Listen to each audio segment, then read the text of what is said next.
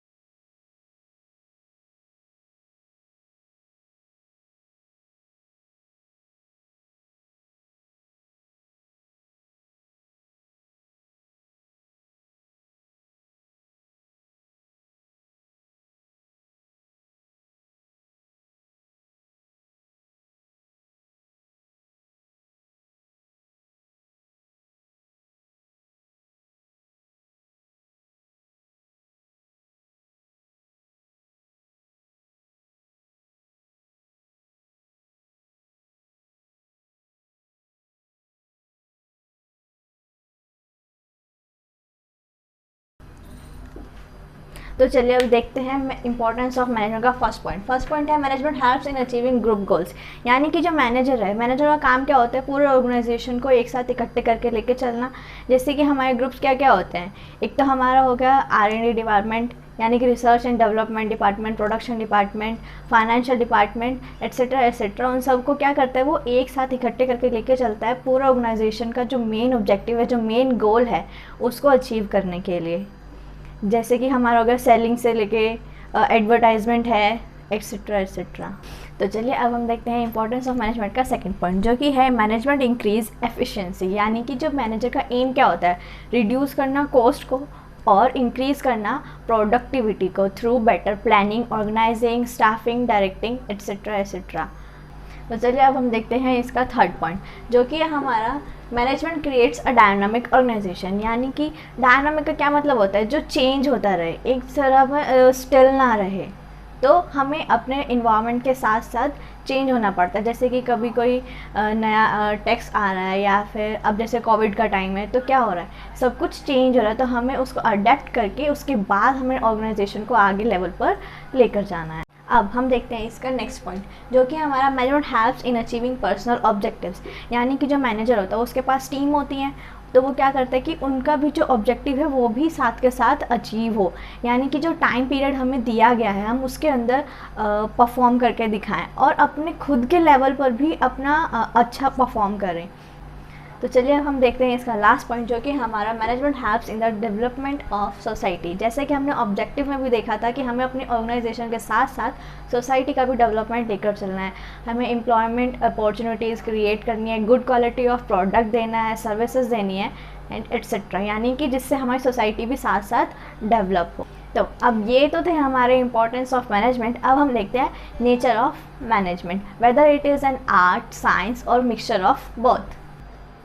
तो चलिए हम स्टार्ट करते हैं नेचर ऑफ मैनेजमेंट, जिसके अंदर आते हैं हमारे as an art, as a science and as a profession. तो चलिए सबसे पहले देखते हैं एज एन आर्ट, जिसके अंदर कुछ सब पॉइंट्स इस तरह हैं। एग्जिस्टेंस ऑफ थ्योरेटिकल नॉलेज, यानी कि हमें आर्ट में थ्योरेटिकल नॉलेज होती है, हम डांसिंग का कोर्स भी करते हैं, सिंगिंग का भी करते हैं, पेंटिंग का भी करते हैं एट्सेट्रा एट्सेट्रा। यानी कि हमारा क्या होता है कि हमें थ्योरेटिकल नॉलेज भी मिलती है इसके अंदर। अब हमारा सेकंड पॉइंट है पर्सनलाइज एप्लीकेशन, यानी कि हर एक पर्सन अलग होता है, तो हर एक पर्सन के जो सीखने का तरीका है या फिर जो उसको समझ है, उसकी क्रिएटिविटी क्या होती है, हर बार अलग ही होती है। अब based on A practice and creativity, अब हमें क्या करना होता है, अब हमने सब कुछ सीख तो लिया पर हमें प्रैक्टिस भी करनी होती है साथ साथ। जो एक डांसर होता है तो वो क्या करता है, हर रोज़ प्रैक्टिस करता है, फिर वो अपना एक परफॉर्म अच्छे से कर पाता है। तो अब मैनेजमेंट कैसे एक आर्ट है, उसके अंदर क्या होता है, उसके अंदर भी थियोरेटिकल नॉलेज होती है, उसके अंदर पर्सनलाइज एक्टिविटी के ऊपर बेस होता है, क्योंकि हर पर्सन अलग है, तो हर पर्सन अलग तरीके से मैनेज करता है और उसके अंदर डेली प्रैक्टिस भी होती है। तो चलिए अब हम देखते हैं मैनेजमेंट एज ए साइंस और उसके कुछ पॉइंटर्स। इसमें क्या होता है, सबसे पहले सिस्टमेटिक बॉडी ऑफ नॉलेज, यानी कि उसके सिस्टमेटिक बॉडी ऑफ एक नॉलेज ज़रूर होते हैं, यानी कि ये इसके प्रिंसिपल्स किस बेस पे होते हैं, कॉज एंड इफेक्ट रिलेशनशिप, यानी कुछ होता है और उसका कुछ ना कुछ इम्पैक्ट ज़रूर होता है। जैसे कि हमारे बुक में एक एग्जाम्पल है कि फॉल फ्रॉम ट्री, जो एप्पल है वो फॉल हुआ ट्री से नीचे ज़मीन पर, तो ये किस चीज़ का प्रिंसिपल बन गया, हमारा ग्रेविटी का। अब हम इसका नेक्स्ट पॉइंट देखते हैं, जो कि प्रिंसिपल्स बेस्ड ऑन एक्सपेरिमेंटेशन, यानी कि जो हमारे प्रिंसिपल्स होते हैं वो किस बेस पे होते हैं, एक्सपेरिमेंट के बेस पे। हमारा एक्सपेरिमेंट, हम जो साइंटिस्ट होते हैं वो कुछ ना कुछ एक्सपेरिमेंट करते हैं, पर एक ऑब्जर्वेशन के साथ, उसके बाद ही कोई प्रिंसिपल डेवलप होता है। अब यूनिवर्सल वैलिडिटी, अब जो कोई प्रिंसिपल बन गया है उसकी यूनिवर्सल वैलिडिटी ज़रूर होती है। अब जैसे कि हमारा ग्रेविटी का प्रिंसिपल है, वो क्या है, यूनिवर्सल वैलिड है, सब मानते हैं कि हाँ कि ग्रेविटी क्या है, यूनिवर्सली वैलिड है। पर जो हमारा मैनेजमेंट है वो ऐसा नहीं होता है। जो हमारा मैनेजमेंट है उसका यूनिवर्सल वैलिडिटी बिल्कुल नहीं होती है। सबके अपने अपने अलग पॉइंट्स होते हैं, सबके अपना अपना तरीका होता है मैनेज करने का, पर जो उसके अंदर सिस्टमेटिक बॉडी ऑफ नॉलेज है वो ज़रूर होती है। और प्रिंसिपल बेस्ड ऑन एक्सपेरिमेंटेशन ये भी उसके अंदर पाया जाता है। जैसे कि जो हमारा मैनेजमेंट है वो क्या है, हर ऑर्गेनाइजेशन का अलग अलग है, अलग अलग तरीका है मैनेज करने का। इस तरीके से जो हमारा मैनेजमेंट है वो एक साइंस तो ज़रूर है, पर प्रॉपर साइंस नहीं है, पर एक आर्ट, प्रॉपर आर्ट भी नहीं है। तो ये दोनों का कुछ ना कुछ मिक्सचर है। तो चलिए अब हम देखते हैं मैनेजमेंट एज ए प्रोफेशन। इसके कुछ पॉइंटर्स हैं वो हम देख लेते हैं। Well defined body of knowledge, यानी कि इसमें क्या होता है, well defined body of knowledge ज़रूर होता है। कोई भी हम प्रोफेशनल कोर्स करना चाहते हैं तो उसका क्या होता है, जैसे CA है, CS है, CM है, डॉक्टर है, लॉयर, ये सब क्या होती है, ये प्रोफेशनल्स होते हैं। अब प्रोफेशनल एसोसिएशन, उनकी क्या होती है, एक एसोसिएशन होती है। जैसे कि ICAI है वो किसकी है, CA की, ICSI है वो किसकी है, CS की, इस तरीके से। एंड अपना नेक्स्ट पॉइंट है एथिकल कोड ऑफ कंडक्ट। इनका क्या होता है, एक एथिकल कोड ऑफ कंडक्ट ज़रूर होता है। जो एक CA है वो क्या करेगा, वो अकाउंट्स मैनेज करता है। जो CS है वो क्या करता है, कंपनी सेक्रेटरी होता है वो एक ऑर्गेनाइजेशन का। ठीक है, अब हम देखते हैं नेक्स्ट, जो कि हमारा सर्विस मोटिव। इनका क्या होता है, एक सर्विस मोटिव ज़रूर होता है। जैसे एक डॉक्टर है, लॉयर है, इन सब का क्या होता है, जैसे कि अपना एक जो क्लाइंट है उसको सर्व करना है, उनकी सर्विस अच्छी होनी चाहिए। और अब हम उनका नेक्स्ट पॉइंट देखते हैं, वो होता है रेस्ट्रिक्टेड एंट्री। आपको क्या करना पड़ता है, एक प्रोसीजर फॉलो करना पड़ता है। जैसे कि CA का एग्ज़ाम क्लियर करना होता है, फिर हमारी इंटर्नशिप होती है, और फिर आगे एंड प्रोसीड ये सब करता है, तब जाके एक CA को उसका टाइटल मिलता है। तो चलिए अब हम स्टार्ट करते हैं levels of management. Basically 3 levels of management होते हैं, जो कि होते हैं top level, middle level and supervisory level. तो अब हम देखते हैं कि इनके अंदर आता कौन कौन और उनके क्या क्या फंक्शंस होते हैं। फर्स्ट हम देखते हैं टॉप लेवल मैनेजमेंट, जिसके अंदर आते हैं हमारे director, CEO, CFO, chairman, president and many more. तो इनका काम क्या होता है, ये क्या करते हैं, सबसे पहले स्ट्रेटजी फॉर्मुलेट करते हैं, यानी कि इनका काम क्या होता है, प्लानिंग करना, कि क्या हमारा गोल है, क्या हमें ऑब्जेक्टिव्स लेकर उसको अचीव करना है। अब हम नेक्स्ट लेवल मैनेजमेंट देखते हैं, जो कि होता है हमारा मिडल लेवल मैनेजमेंट। इसके अंदर हमारे क्या होता है, production manager, marketing manager and other managers, जो कि ये देखते हैं, ये जो कि अगर ये मिडल लेवल है तो क्या देखेगा, टॉप लेवल मैनेजमेंट और सुपरवाइजरी का क्या हो गया, ये एक कोऑर्डिनेटर हो गया, यहाँ की बात यहाँ लेकर जाता है और यहाँ की बात यहाँ लेकर आता है। तो जो हमारा सुपरवाइजरी लेवल है उसका क्या मेन मोटिव क्या होता है, जो हमारा वर्कर्स हैं वो अच्छे से परफॉर्म करें, मतलब उनका हार्डवर्क दिखे, और जो हमारा प्रोडक्ट है उसमें क्या हो, उसकी कॉस्ट कम हो, पर उसके साथ के साथ उसकी क्वालिटी भी क्या हो, अच्छी हो। तो चलिए अब हम देखते हैं फंक्शंस ऑफ मैनेजमेंट, जो कि होते हैं हमारे planning, organizing, staffing, directing, controlling. तो अब हम इनको थोड़ा सा ब्रीफ में पढ़ लेते हैं, पर हम इनको इन डेप्थ में आगे आने वाले चैप्टर्स में पढ़ेंगे। तो सबसे पहले देखते हैं हम प्लानिंग।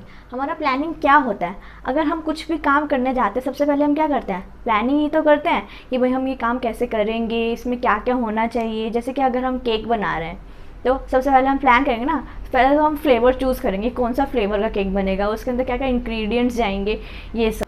तो अब हमने प्लान तो कर लिया, अब हम क्या करेंगे, ऑर्गेनाइजिंग करेंगे। ऑर्गेनाइज कैसे करेंगे, अब जैसे कि हम ड्यूटीज़ एलोकेट करेंगे, कौन क्या क्या काम करेगा, ठीक। उसके बाद हम क्या करेंगे, स्टाफिंग करेंगे। अब कोई काम करने के लिए इंसान तो चाहिए ना, तो उसके लिए क्या करेंगे, हम स्टाफ इकट्ठा करेंगे। ठीक, उसके बाद क्या करेंगे हम, डायरेक्टिंग यानी कि उनको बताएंगे कि जो हमने प्लान किया था, जो हमें ड्यूटीज़ एलोकेट की थी, तो वो तुम लोगों को कैसे कैसे करनी है, तो वो किस में आता है, डायरेक्टिंग के अंदर। अब उसके बाद हम करेंगे कंट्रोलिंग। ये सब हो गया, उसके बाद हमारा एंड रिजल्ट आ गया, उसके बाद हम क्या करेंगे, कंट्रोलिंग करेंगे। जो कंट्रोलिंग है वो क्या होता है, जो प्लानिंग है उसका क्या होता है, उल्टा होता है। जो भी अगर हमारा कुछ गलती हुई है उसको ठीक कैसे करना है, अगर सब कुछ सही है तो आगे हमें यही सब आगे कैसे लेकर चलना है। तो चलिए अब हम देखते हैं coordination, the essence of management. इसे एसेंस ऑफ मैनेजमेंट क्यों कहा जाता है? मैनेजमेंट क्या है, एक साथ एक गोल को अचीव करने के लिए सबको इकट्ठे करके आगे लेके चलना। अब एक साथ वो क्या है, कोऑर्डिनेशन। इट मीन्स, अब हम इसका मीनिंग देखते हैं। The process by which a manager synchronize the activities of different departments is known as coordination। और coordination है वो कहाँ से स्टार्ट होता है, प्लानिंग से ही पहले से ही coordination स्टार्ट हो जाता है। कैसे, जब हम लोग एक साथ इकट्ठा करके बैठते हैं, हम मीटिंग चल रही है कि प्लान करना है कैसे होगा कैसे नहीं होगा, अगर हम लोग एक दूसरे से कोऑर्डिनेट ही नहीं कर पा रहे हैं तो हम प्लानिंग भी नहीं कर सकते। तो जो कोऑर्डिनेशन है वो प्लानिंग से पहले से ही स्टार्ट हो जाता है और हर एक स्टेप में होता है। हर एक फंक्शन जो भी हमने बताया अभी, ऑर्गेनाइजिंग, स्टाफिंग, डायरेक्टिंग, कंट्रोलिंग, हर उसमें क्या होता है, हमारा कोऑर्डिनेशन ज़रूर होता है। इसलिए हम क्या कहते हैं इसको, the essence of management. Characteristics of coordination, इसमें फर्स्ट है हमारा कोऑर्डिनेशन इंटीग्रेट्स ग्रुप एफर्ट्स। यानी कि कोऑर्डिनेशन क्या है, एक अकेला कोऑर्डिनेट किसके साथ करेगा, तो ग्रुप होना चाहिए जिसको कोऑर्डिनेट करना है, एक गोल अचीव करना है, उसके लिए क्या चाहिए, हमें ग्रुप के सबके एफर्ट्स चाहिए। तो अब हम इसमें नेक्स्ट देखते हैं, coordination ensures unity of action. यानी कि काम तो एक साथ करना है पर यूनिटी में करना है, ये नहीं कि कोई लड़के चला गया और इधर चला गया, ऐसे नहीं, यूनिटी के साथ करना है कि हाँ हम सब एक हैं, ऐसे करके जो ये 5 उंगलियां उनको एक मुट्ठी बनाना है, ये क्या है, यूनिटी ऑफ एक्शन। अब हम नेक्स्ट देखते हैं इसका, coordination is a continuous process. यानी कोऑर्डिनेशन क्या है, एक कॉन्टीन्यूस प्रोसेस है, ये नहीं कि एक प्रोजेक्ट में कर लिया अब नेक्स्ट में नहीं करना, नहीं, सब में एक साथ करना है। ये कब से स्टार्ट होता है, प्लानिंग से पहले से भी स्टार्ट हो जाता है। तो ये क्या है, एक कॉन्टीन्यूस प्रोसेस है। अब हम इसमें नेक्स्ट देखते हैं, हमारा नेक्स्ट क्या है, coordination is an all pervasive function. यानी कि ये किसी एक अकेले फंक्शन के साथ परफॉर्म नहीं होता, ये हर फंक्शन के साथ आता है। जैसे कि हमने उसमें देखा था, प्लानिंग में भी होता है, ऑर्गेनाइजिंग में भी आता है, स्टाफिंग में भी आता है, डायरेक्टिंग में भी आता है। अब नेक्स्ट हमारा है, coordination is the responsibility of all managers. यानी कि टॉप लेवल मैनेजमेंट हो या मिडल लेवल मैनेजमेंट हो या फिर सुपरवाइजरी लेवल हो, हर जगह क्या होना चाहिए, कोऑर्डिनेशन ज़रूर होना चाहिए। अब जो हमारा नेक्स्ट है वो क्या है, coordination is a deliberate function. मतलब वो डेलिब्रेट कैसे है, यानी कि हमें जल्दीबाजी में कोई काम नहीं करना है, एक साथ आराम आराम से हर स्टेप फॉलो करके ही हमें कोई काम करना है। अब कोऑर्डिनेशन किस में होता है, पीपल्स में होता है, और सब अलग अलग होता है, उन सबको एक साथ लेकर चलना, वो क्या है, एक डेलिब्रेशन है। तो ये थे हमारे कैरेक्टरिस्टिक्स ऑफ कोऑर्डिनेशन। अब हम देखते हैं इंपॉर्टेंस ऑफ कोऑर्डिनेशन। सो ये हमारा इंपॉर्टेंस ऑफ कोऑर्डिनेशन, जिसके अंदर हमारे 3 सब हेड आते हैं। वो होते हैं हमारे growth in size, functional differentiation and specialization. अब हम स्टार्ट करते हैं ग्रोथ इन साइज। अब जो ग्रोथ इन साइज का मतलब क्या है, एक ऑर्गेनाइजेशन है उसके अंदर क्या होगा, एम्प्लॉयमेंट तो होगी, नए नए लोग आएंगे और कुछ लोग वापस निकल जाएंगे, रिटायरमेंट हो जाएगी। अब जो नए लोग आए हैं उनके साथ दोबारा से कोऑर्डिनेट करना।